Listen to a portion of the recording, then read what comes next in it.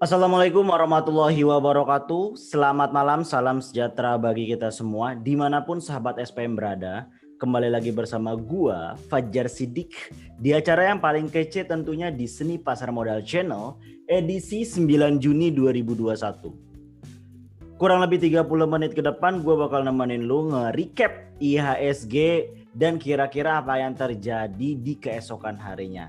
Adakah emiten-emiten menarik yang bisa ditoleh untuk daily trading ataupun swing trading? Tanpa berlama-lama lagi, you check it out. Perdagangan bursa ini cukup menarik ya. Cukup menarik bahwa sesuai kemarin kalau gue memprediksi itu adalah di 8 Juni itu bahwa akan melanjutkan koreksi, dia akan menuju ke menutup gap. Ternyata tidak sesuai dengan perkiraan. Dia memang turun awalnya terus naik gitu. Ada berita negatif, positif yang berkembang selama bursa buka. Di mana tetap backbone dari IHSG yaitu 3 pilar HMSP, lalu ada Telkom dan Unilever. Kita lihat di sini bentar. HMSP untuk perdagangan hari ini kembali ARB minus 6,79%. Terakhir di 2,83 cukup parah itu. Terus yang kedua Unilever minus 2,66%.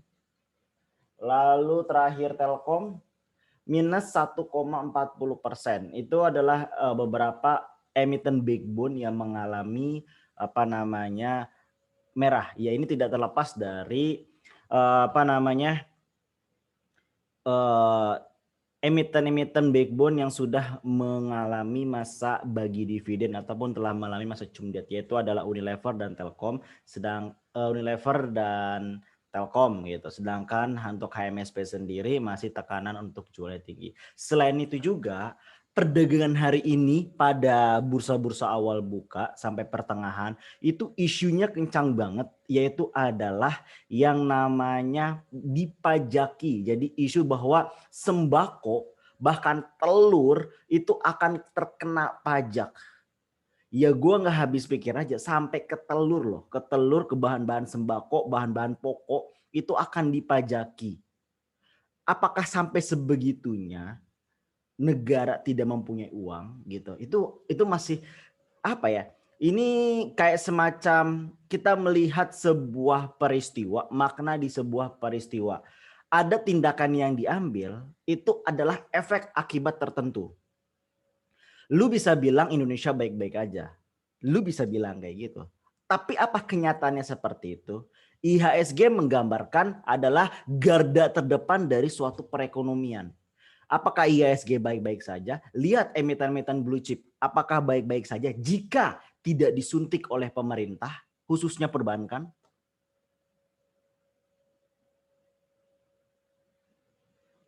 Lalu ada isu-isu di mana bahwa bukan bank-bank sih, perusahaan-perusahaan BUMN itu mempunyai hutang yang cukup tinggi gitu. Hutang-hutang yang cukup tinggi yang belum terbayar. Contohnya kayak Gia, untuk mencegah itu dia berencana untuk PKPU gitu.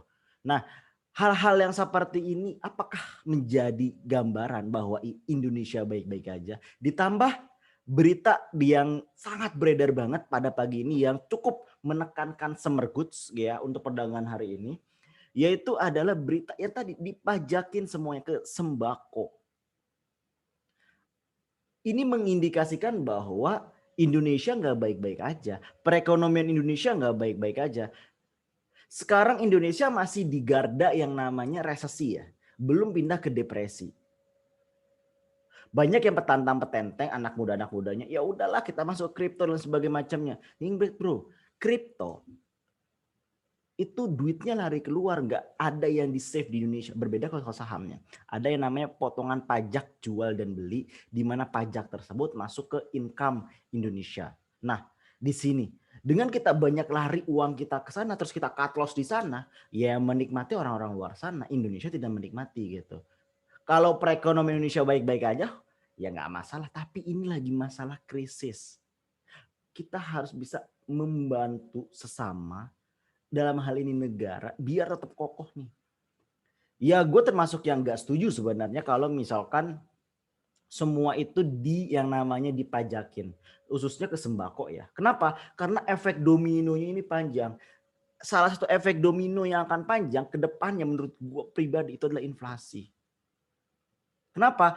Misalkan itu dipajakin misalkan ya. Misalkan ini. Harga telur 1 kilo misalkan adalah 13.000. Dengan pajak 13.500. Di mana Rp500 ini dulu misalkan bisa beli permen. Sekarang harga itu 13.500. Artinya udah mulai berkurang nih, decrease dalam biaya konsumsi. Dan begitu selanjutnya, di mana memang kebutuhan pokok kan ada naik turunnya. Dan ini akan sangat-sangat menggerus yang namanya daya beli masyarakat.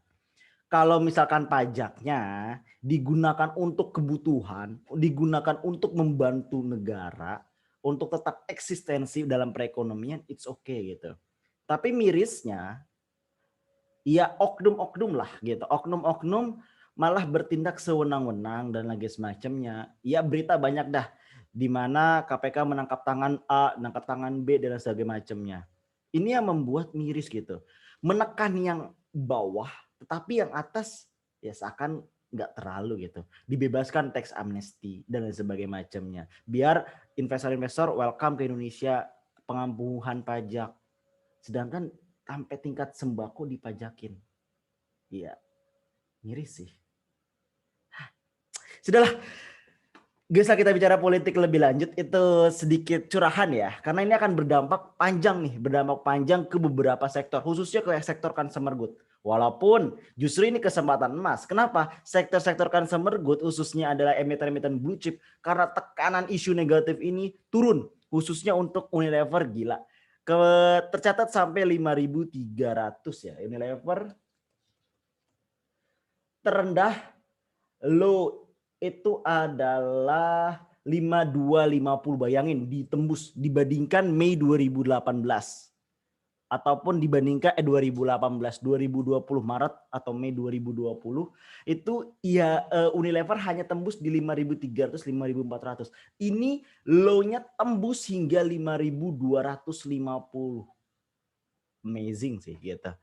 Jadi ini kesempatan emas buat lu semua untuk ngoleksi emiten-emiten blue chip. Emiten-emiten yang lagi terdiskon besar. Manfaatkanlah peluang, jangan sampai diborong asing itu.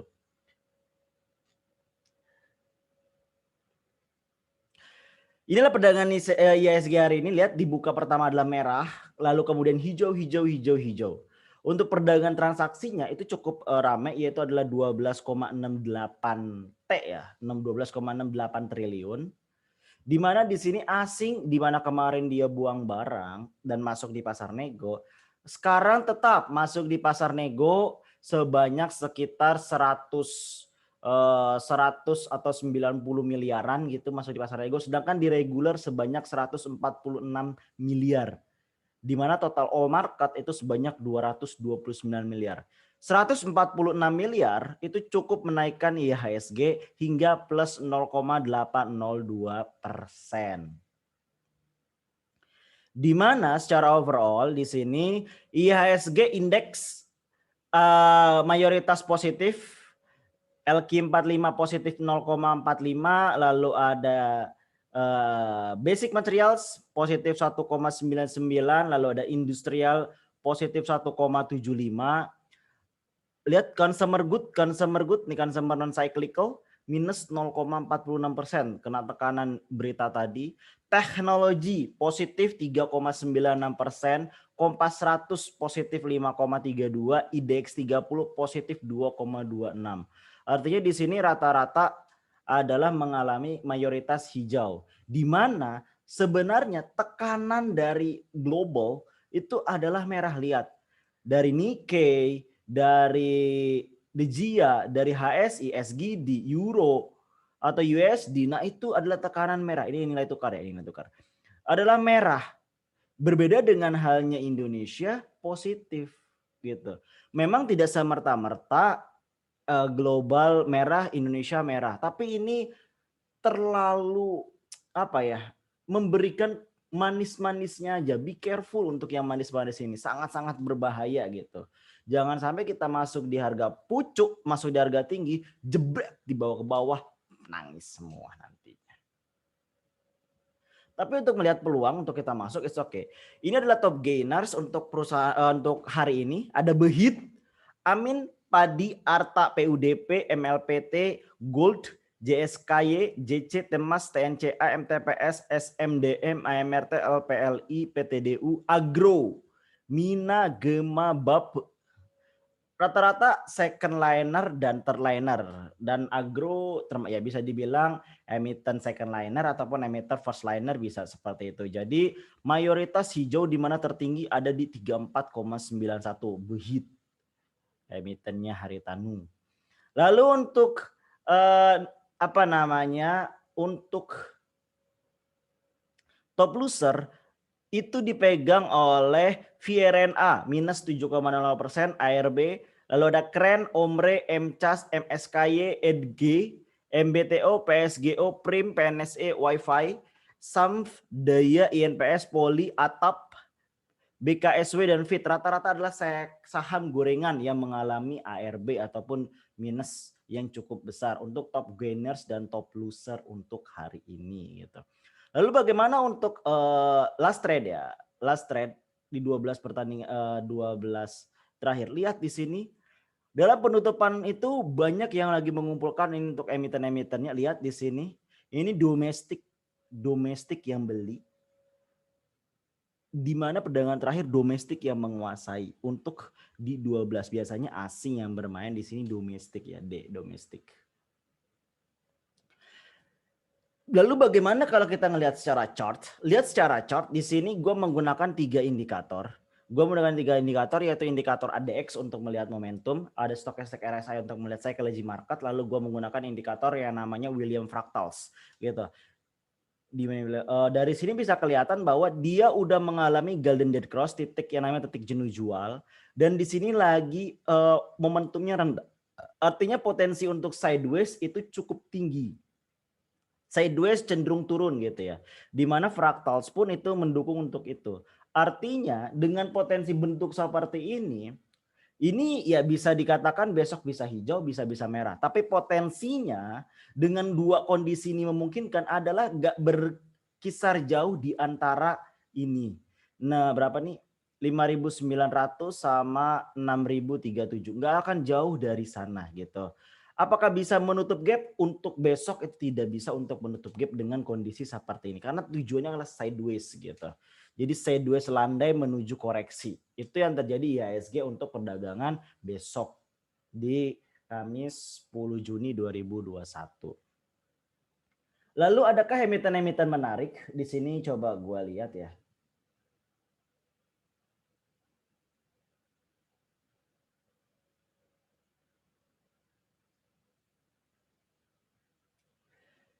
Emiten yang menarik yang sudah memberikan hanya satu, yaitu adalah Digi.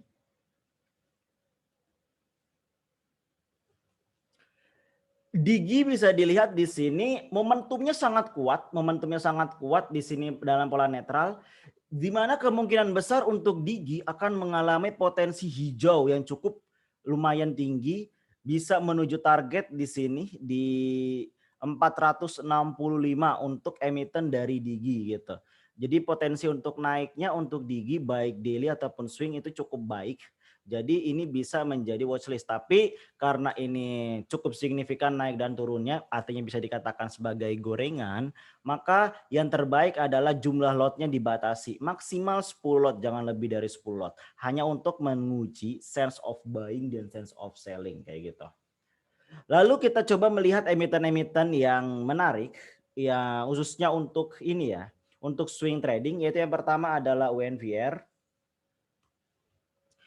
UNVR lagi sideways sebenarnya, tekanan sideways, tapi di sini tekanan jual. Artinya di sini dia nggak bakal lebih turun lagi. Ada yang bilang di bawah 5.000, di bawah 5.000 Unilever. Kalau gua pribadi kalau sampai di bawah 5.000 jual, masuk semua Unilever. Gua kadang kaget sama cuitan-cuitan, aduh, nyesel gua masuk Unilever, aduh, gua takut masuk Unilever. Dikasih diskon kok. Takut. happy dong. Coba lu ke toko baju, dikasih diskon 30 plus 50%. Kalau nggak berebut tuh, kayak hari ini apa ya, di McD seluruh Indonesia ya, mungkin seluruh Indonesia kali ya. Di sini juga sama. Gue heran, kenapa ini banyak tukang ojek online sama mobil-mobil pankin macet di ini. Gue kira ada artis yang datang, ada konser gitu di McD. Pas gue tanya, ada apa Om? Ini ada BTS. Artis Korea datang Om. Bukan, makanan. Kotak warna ungu BTS. Oh my god. Oh my god. Oh my god. Sampai sebegitunya diskon gitu. Ataupun yang unik-unik. Nah ini unik loh Unilever. Tapi kenapa nggak pada noleh? Kenapa ada ketakutan? Masa barangnya diambil sama asing? Di sini gue mencatat bahwa asing keluar sebanyak 7,36 miliar, 7,35 ya, 35 miliar. Tetapi ini mungkin hanya sekitar, coba gue lihat, hanya sekitar 10-20% dari 100% yang udah dia masuk sejak 24 Mei 2021. Sejak 24 Mei dia mungkin keluar hanya 10-20%. Artinya ada 80% yang dia hold. Dia ngumpulin barang secara halus. Tinggal pertanyaan, lu mau ngambil momentum di situ apa enggak untuk swing trading? Kapan target profitnya? Tunggu 8.000 kalau tujuannya swing trading. Apakah lama? Enggak lama. Ya akhir tahun lah. Itu udah paling maksimal. Yang kedua, emiten. ICBP. Indofood CBP Sukses Makmur. Lihat secara momentum memang lagi sideways ya. Artinya di sini nggak akan turun lebih dalam lagi, walaupun di sini ada pola netral. Artinya potensi untuk turun ada, tapi nggak bisa kecil kemungkinan nembus dari 8.065 gitu. Dimana di sini masih pola netral, jadi hanya berkutat di sini paling nantinya untuk emiten dari ICBP. Lalu apakah sama case-nya dengan Unilever? Jawabannya sama. Sejak 2 Juni 2021 asing hanya keluar 10-20%. Bayangkan, hanya keluar 10-20% dari 100% gitu. Lalu ada INDF. Kalau kita bicara ICBP tidak afdol, harusnya tidak INDF. Lihat, case-nya sama. Sini masih tekanan, maka akan mengalami turun masih. Dia akan mencoba di 6.197 untuk ini. Nah, support-support inilah yang kita tentukan untuk yang namanya buy on weakness. Tetapi biar nggak ketinggalan kereta, mahar itu perlu. Mahar itu nggak usah harus 100 lot, 50 lot. Cukup 1 lot lu beli di harga sekarang ataupun di bawahnya. Setelah itu kenapa tujuannya? Biar mata lu itu fokus memperhatikan itu emiten. Setiap merah beli, setiap merah beli, setiap merah beli. Mahar itu adalah batas toleransi lu dalam mengumpulkan. Kalau udah hijau ya udah jual, nggak usah lama-lama gitu. Ataupun lu mau hold, jangan di namanya averaging down terus kayak gitu.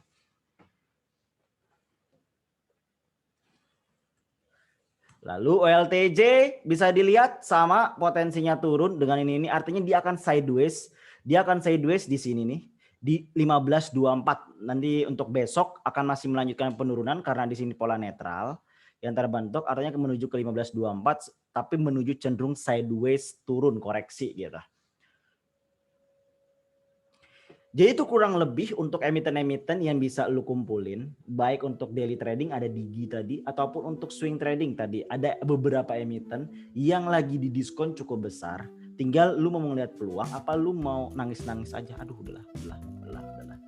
Itu balik lagi ke lu deh pokoknya. Oke, thank you very much, thank you for attention. Jika ya konten ini bermanfaat, silakan like, comment, and share serta subscribe di bawah ini. Gua Fajar Sidik pamit. Bye. Assalamualaikum warahmatullahi wabarakatuh.